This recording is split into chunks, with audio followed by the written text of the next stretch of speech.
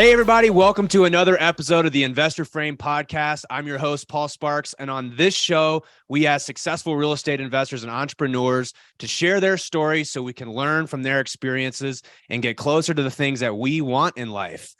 Today, I'm here with Mike Kehoe. He is a new friend of mine and a new Whale Club member. He's here to talk a little bit about his journey in entrepreneurship. He was a career sales guy and then got married and realized that's not something he wanted to do. So for the last 10 years, he's been doing all sorts of cool entrepreneurial ventures, some stuff in the fintech world. Now he does a whole bunch of stuff in real estate with his partner, Tim.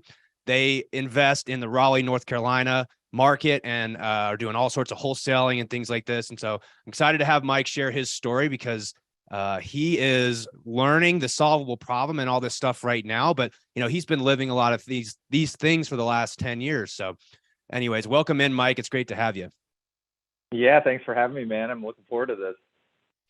So why don't we start off like we start off every call with a 6-word update? Yeah, cool. So my 6-word update is also going to be the assignment that we had in the Whale Club, but it's going to be create your rules or expect chaos. Ooh, create your rules or expect chaos. Well, we'll expand on it a little later today, but tell me more about that.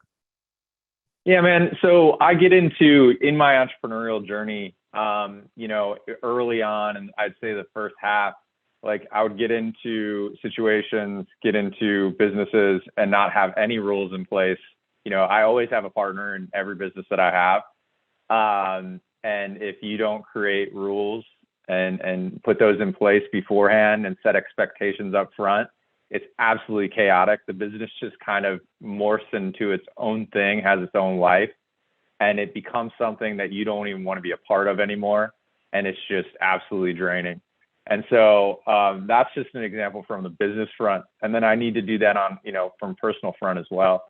I have to operate my life based off of being, having my set disciplines, starting my day a certain way in order for me to be successful. Let's transition then into the solvable problem. And how do you think about your own personal solvable problem, and how does this business and some of the other investments and things that you're doing, how does it contribute to that? Yeah, I mean, I had to write it down. I didn't know my solvable problem before, we started interacting. I kind of did. Since I sold my business, obviously I got super intentional, and I would ask myself, I didn't have a framework that I have now with rigging the game, but I had an idea of what it was, where before it was just like I had a scarcity complex and I just wanted to make as much money as possible. And that just leads to just depression, to be honest, and chaos.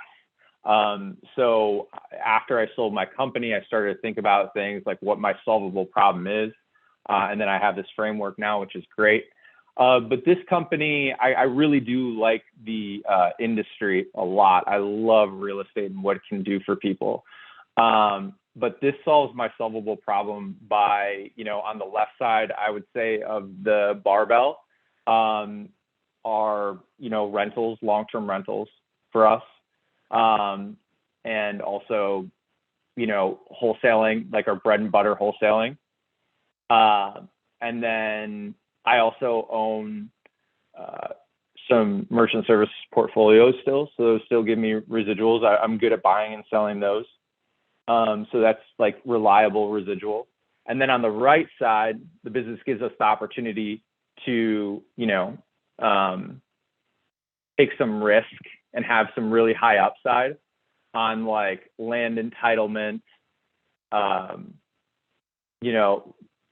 other things in real like commercial stuff, different marketing methods within the wholesale company, like those types of things.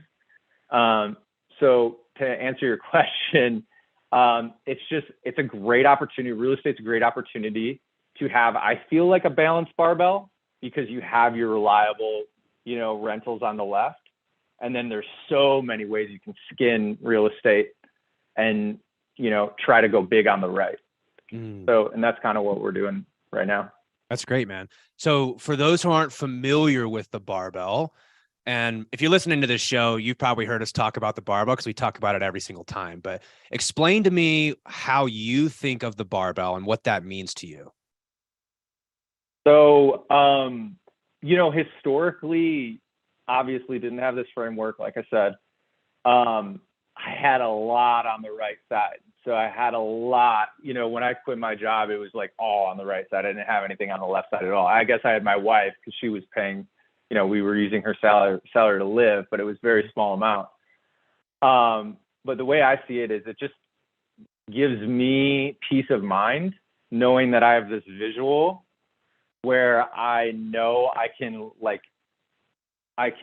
kind of list everything out I have on the left side, and I can look at the amount that I have coming in on a regular basis from a monetary standpoint. That's really low risk, like really reliable, and I can feel comfortable because, like I said, I had scarcity issues, from growing up, and I just, need that personally. And if I didn't have this visual, I was just checking my bank accounts all the time, and that's what I was doing. But now that I do, I can see that I'm actually working towards having a lot of reliability with the opportunity in order for me to have, in order for me to have energy in what I'm doing and have passion, I need to have that right side as well. And so I need to have that upside. So I can look at the barbell and say, okay, I'm good on the reliability side. Let's try this upside stuff. Yeah. And of course, obviously have my rules in place where I'm not just like betting the house on everything. Right.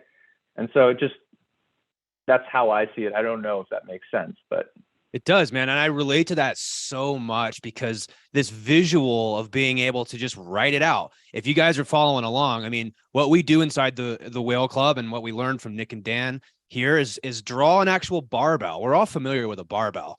The idea here is a lot of us either have a very lopsided barbell, like one side is significantly weighted more than the other, or you might be loading weight in the middle of the bar where you're taking bets that, like, as Mike was saying, you're betting the house. Yeah, if you're right, like, good for you.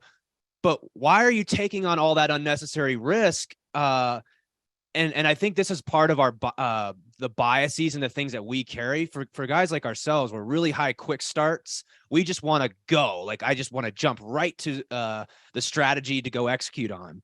But what this visual has done for me is it pointed out, like, you got a lot of stuff on the upside side of the barbell. It sounds like the same thing happened for you.